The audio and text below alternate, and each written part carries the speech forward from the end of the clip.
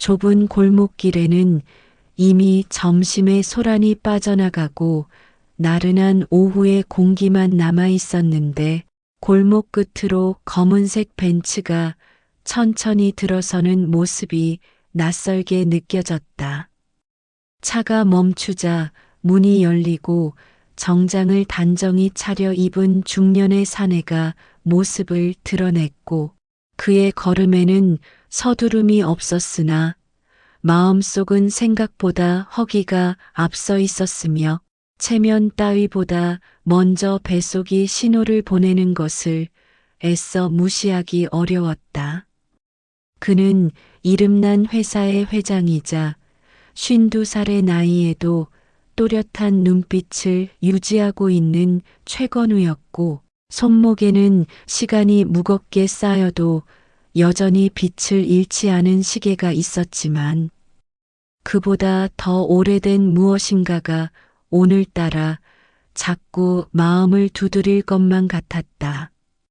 평소라면 절대로 들어오지 않았을 법한 골목, 그리고 낡은 간판에 적힌 미락국밥 네 글자가 눈에 들어온 순간 그는 발걸음을 멈추었고 선택지가 거의 사라진 오늘 오후에는 이곳마저도 자연스러운 흐름처럼 느껴졌다.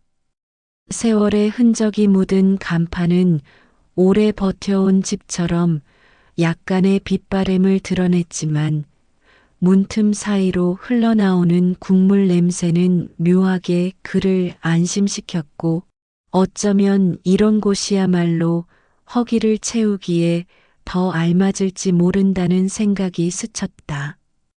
문을 밀자 따뜻한 공기가 먼저 어깨를 감싸며 안쪽으로 밀려왔고 주방에서 은근히 끓는 소리가 귀를 스치자 순간적으로 낯설던 긴장이 풀리면서 이곳에서도 충분히 앉아 있을 수 있겠다는 안도감이 피어올랐다. 테이블은 오래된 플라스틱이었지만 정갈하게 닦여 있었고 벽에는 손글씨로 적어붙인 메뉴판이 친근하게 다가왔으며 손님이 많이 빠져나간 시간임에도 활기가 남아있는 듯한 분위기가 골목의 외로움을 상쇄하는 느낌이었다. 그가 구석자리에 앉아 눈길을 둘러보는 순간 20살쯤 되어 보이는 여직원이 밝은 미소와 함께 다가왔다. 그녀는 은별이라는 이름을 가진 아이였고 앞치마는 오래 사용한 듯 했지만 깔끔하게 정리돼 있었으며 무엇보다 환한 인사와 함께 내민 물수건에서 성실한 마음이 먼저 전해졌다. 은별은 처음 보는 손님의 깔끔한 정장 차림을 보고 잠시 당황한 기색을 보였으나 금세 다시 정중하게 메뉴판을 내밀었고 건우는 그 순간 자신이 이곳에서 유난히 돋보일 수밖에 없다는 사실을 자연스럽게 깨달았다. 그는 메뉴판을 펼쳐 잠시 눈길을 주었지만 오래 망설이지 않고 국밥을 주문했고 은별은 환한 목소리로 대답하며 주방 쪽으로 향했다. 건우는 잠시 시선을 떨구며 손목을 바라보다가 천천히 주머니에 손을 넣었다. 거기에는 오랫동안 꺼내 쓰지 않았던 흰 손수건이 접힌 채 들어 있었고 국밥을 먹으며 땀을 닦을 때나 쓰자고 생각하며 꺼내 들었다. 접힌 모서리에는 작은 별 모양의 자수가 수놓아져 있었는데 누구도 알지 못하는 그 작은 무늬가 갑자기 은별의 시선을 붙잡아 버렸고 그녀의 눈이 놀란 듯 커졌다. 은별은 무심코 입술 사이로 작은 탄성을 흘렸다. 저 손수건 건우는 고개를 들었으나 그녀는 곧 얼굴을 붉히며 고개를 저었다. 아니에요. 죄송해요. 금방 가져다 드릴게요. 그녀가 서둘러 주방으로 향하는 뒷모습을 보며 건우는 자신도 모르게 손수건 끝을 바라보았다. 아주 오래전 20살의 여름날에 건네주었던 바로 그 손수건.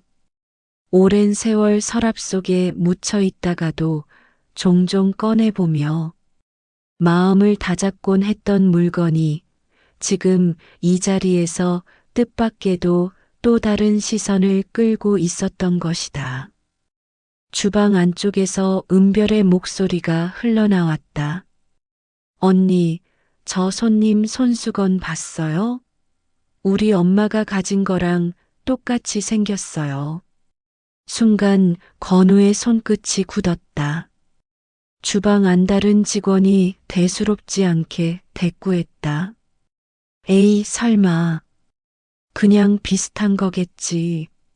하지만 은별은 고집스럽게 이어 말했다. 아니에요. 모서리에 별 모양 자수까지 똑같아요. 제가 어릴 때부터 봐서 잘 알거든요. 건우는 그 말에 가슴이 빠르게 고동치는 것을 느꼈다.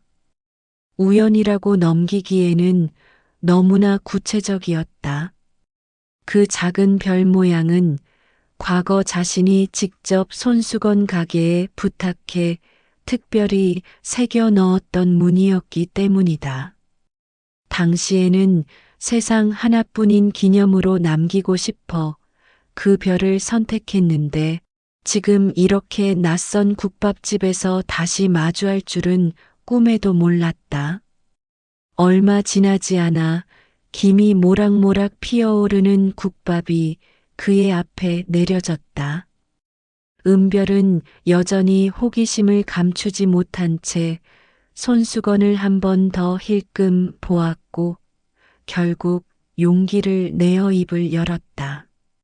저기요, 그 손수건 정말 신기하네요. 건우는 숟가락을 들어 올리다 말고 잠시 멈추었다. 은별은 머뭇거리며 덧붙였다. 저희 엄마가 가진 손수건이랑 똑같아서요. 똑같이 별 모양이 수놓아져 있거든요. 저는 어릴 때부터 그걸 보면서 자랐는데 지금 이렇게 똑같은 걸 보니까 참 놀랍네요. 건우의 손끝이 떨렸다. 이 손수건은 30년 전 20살의 자신이 첫사랑에게 선물했던 것이었고 그날의 햇살과 바람까지 함께 수놓아 두었다고 믿었던 물건이었다. 그런데 지금 눈앞에 어린 직원이 자신의 어머니가 똑같은 손수건을 가지고 있다고 말하고 있었다. 머릿속에서 한동안 멈추었던 시간이 갑자기 다시 흘러가기 시작했고 과거의 한 장면이 지금 여기에 포개지는 듯한 기묘한 어지럼이 밀려왔다. 그는 어렵게 입술을 열었다. 흔한 문의는 아닐 텐데요. 은별은 순진한 얼굴로 고개를 끄덕였다. 네, 맞아요. 엄마가 정말 소중하게 보관하세요. 늘 서랍 깊숙이 넣어두셨다가 가끔씩만 꺼내보세요. 그 말에 건우의 가슴이 먹먹해졌다. 서랍 깊숙이, 별 모양 자수, 그리고 세월을 건너 보관해 왔다는 사실이 그를 더욱 혼란스럽게 만들었다.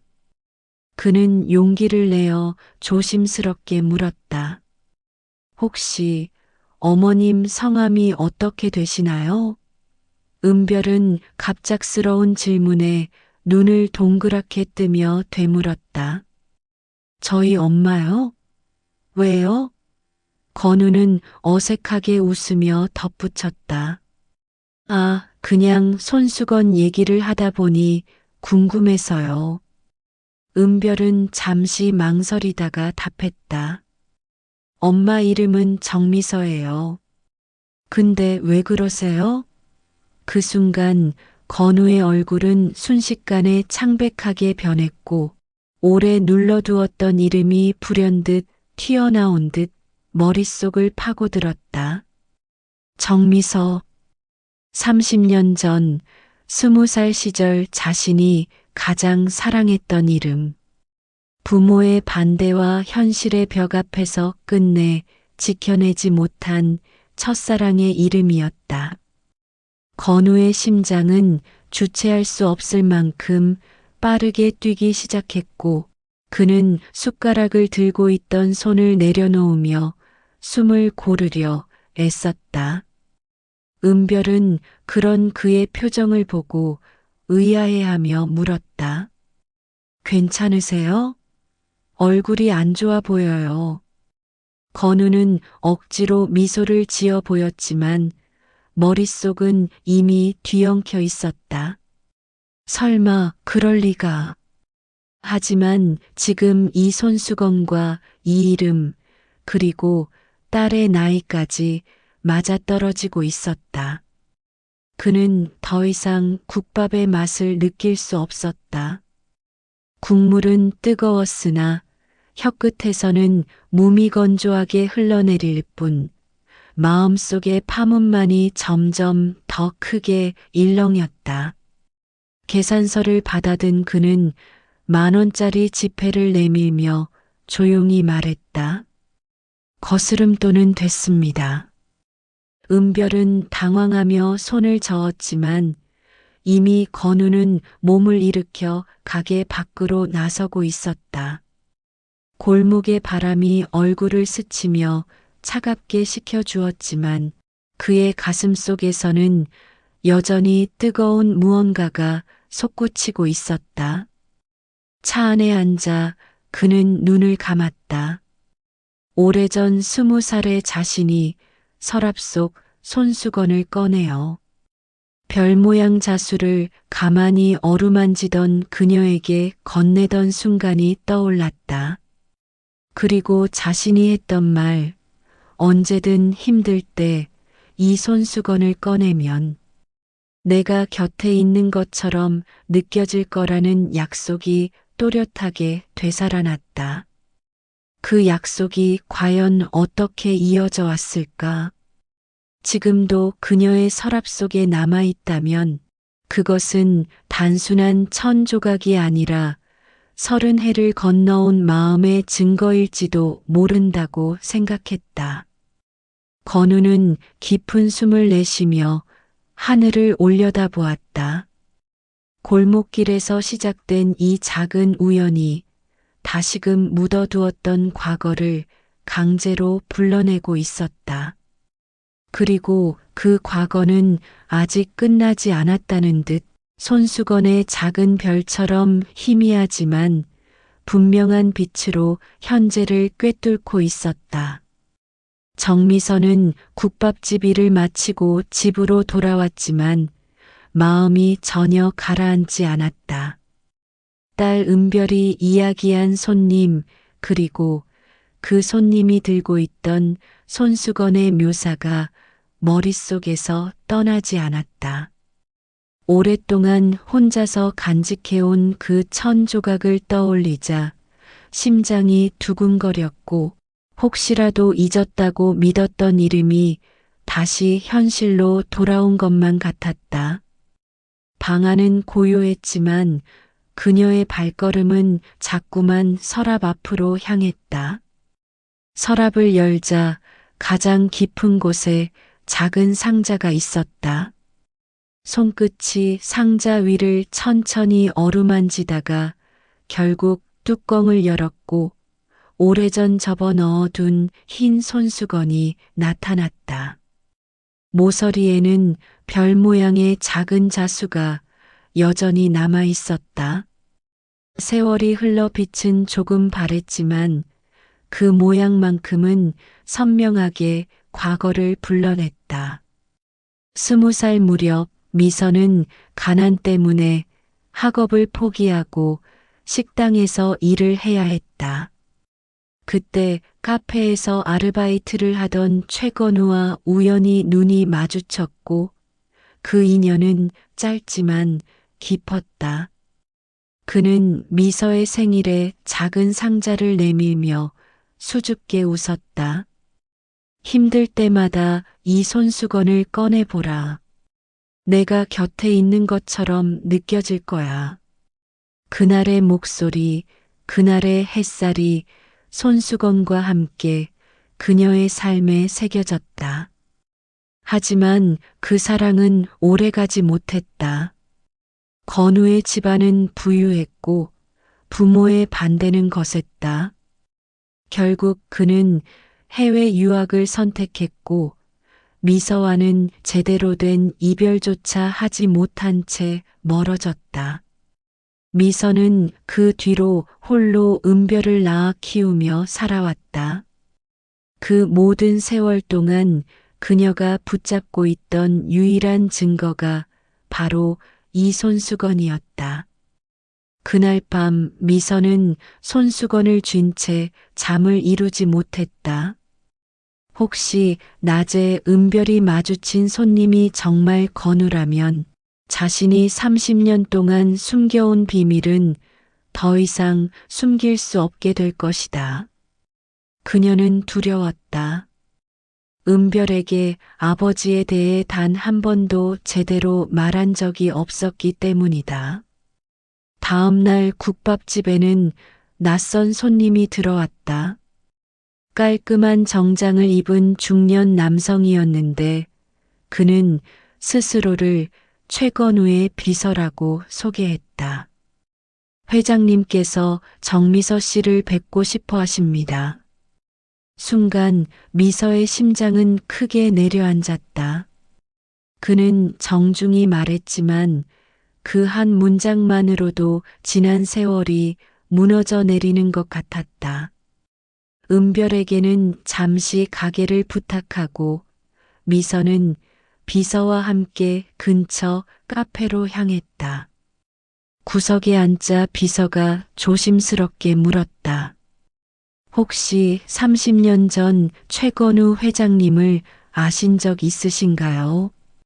미서는 손에 들린 커피잔이 떨려 파문을 일으켰다. 잠시 망설이다가 결국 고개를 끄덕였다. 네, 알고 있었습니다. 그 사람은 제 첫사랑이었어요. 비서는 잠시 눈을 크게 떴다가 조심스레 다시 물었다. 그렇다면 은별 양의 아버지가 미서는 끝내 눈물을 흘리며 고개를 끄덕였다. 맞습니다. 하지만 그는 그 사실을 몰라요. 저는 알리지 않았습니다. 그 순간 미서의 마음속에 30년 동안 쌓아온 감정들이 뒤섞여 올라왔다. 그에 대한 원망, 여전히 남아있는 그리움, 혼자 아이를 키우며 겪었던 고생과 아픔, 그리고 이제 와서 다시 찾아온 인연에 대한 두려움까지. 비서는 정중하게 명함을 내밀며 말했다.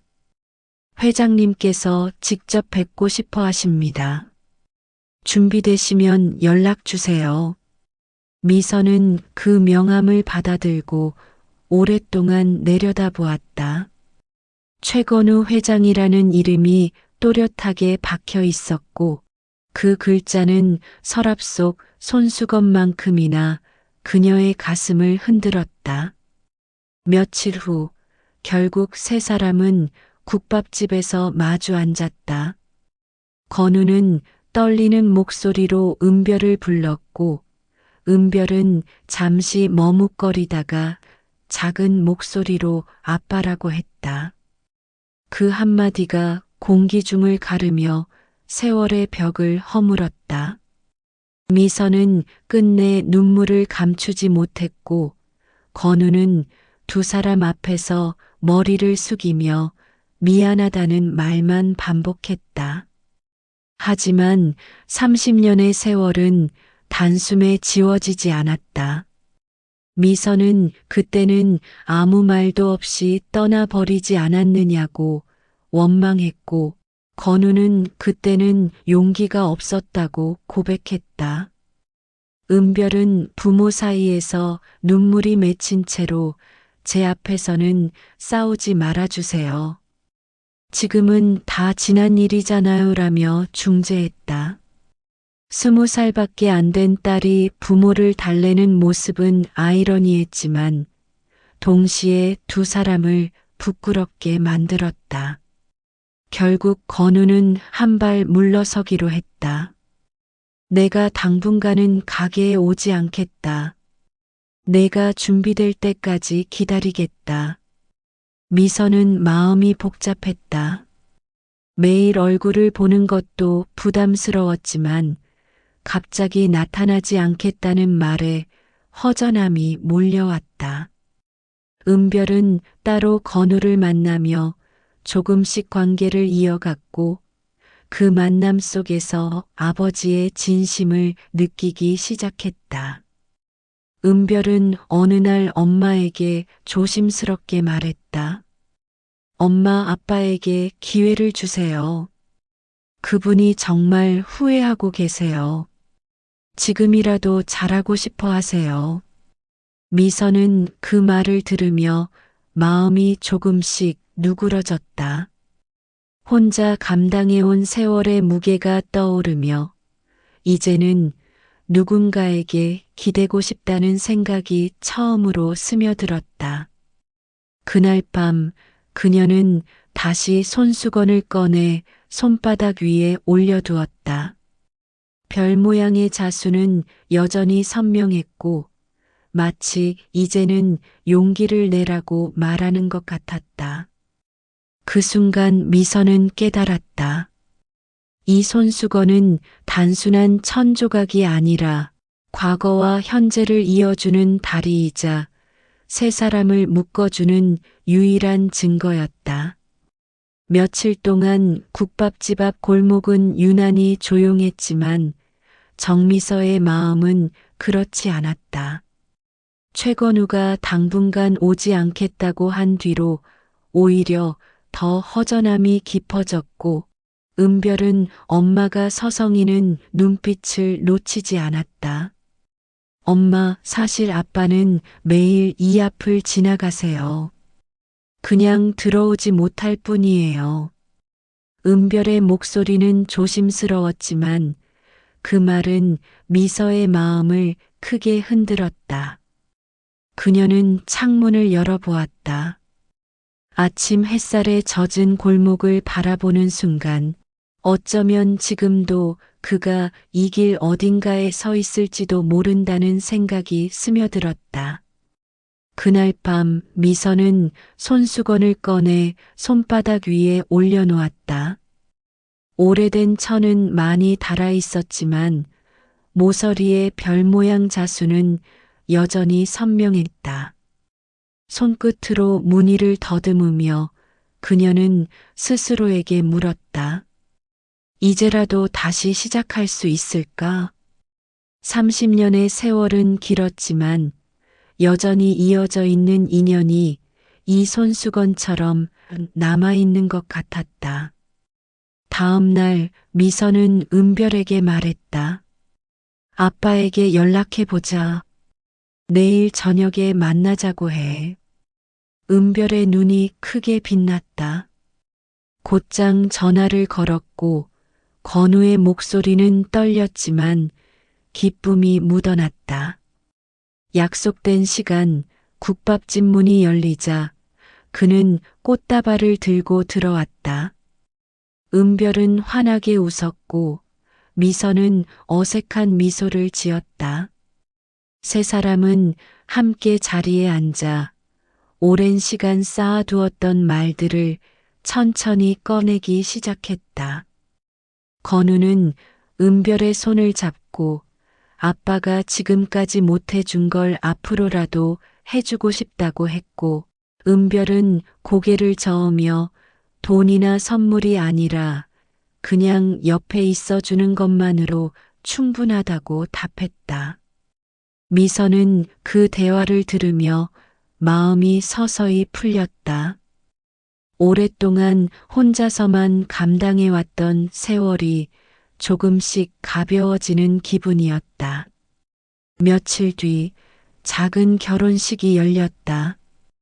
국밥집 단골 손님들과 몇몇 지인들만 참석한 소박한 자리였지만 그만큼 따뜻한 웃음이 가득했다.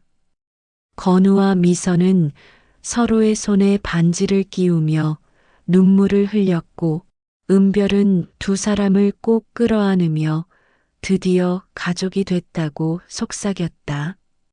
그 순간 미선은 손가방 속에 넣어둔 손수건을 꺼냈다. 오랜 세월 동안 서랍 깊숙이 숨겨두었던 그것을 이제는 세 사람 앞에 자연스럽게 펼칠 수 있었다. 건우는 놀란 눈빛으로 손수건을 바라보았다. 자신의 주머니에도 똑같은 손수건이 있었다. 두 손수건이 테이블 위에 나란히 놓이는 순간 잃어버렸던 세월이 마치 다시 이어지는 듯한 울림이 방 안을 가득 채웠다. 시간은 흘렀다. 은별은 대학을 졸업하고 사회복지사가 되었고 좋은 사람을 만나 결혼 준비를 하게 되었다. 결혼식 날 건우는 딸의 손을 잡고 버질로드를 걸으며 눈시울이 붉어졌다. 아빠 고마워요. 이제야 진짜 아빠 같아요. 은별의 목소리는 작았지만 뚜렷하게 가슴에 새겨졌다. 미선은 그 장면을 보며 눈물을 닦았다. 이제는 후회나 원망보다 감사와 기쁨이 더 크게 자리 잡았다.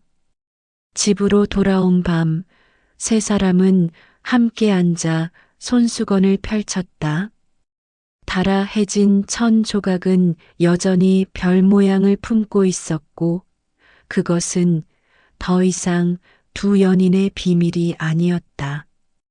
이제는 부모와 딸을 하나로 이어주는 상징이 되었다. 건우는 손수건을 가만히 어루만지며 속삭였다. 우리의 시간은 멈출 수 없었지만 이렇게 다시 만났으니 이제부터는 천천히 함께 가자. 미선은 고개를 끄덕이며 손수건을 은별의 손에 얹어주었다. 이제는 내가 지켜줘야 할 가족의 약속이야. 은별은 눈물이 가득한 얼굴로 손수건을 꼭 쥐었다. 그날 밤 창밖의 별빛은 세 사람을 내려다보고 있었다. 늦게 시작된 사랑이었지만 이제는 흔들림 없는 가족이 되었고 손수건은 여전히 그 자리에서 세월을 이어주고 있었다. 작은 천 조각이 건넨 우연이 결국 세 사람의 삶을 다시 묶어주었듯이 인생의 소중한 순간은 언제나 가장 소박한 곳에서 기다리고 있다는 사실을 조용히 일깨워 주었다.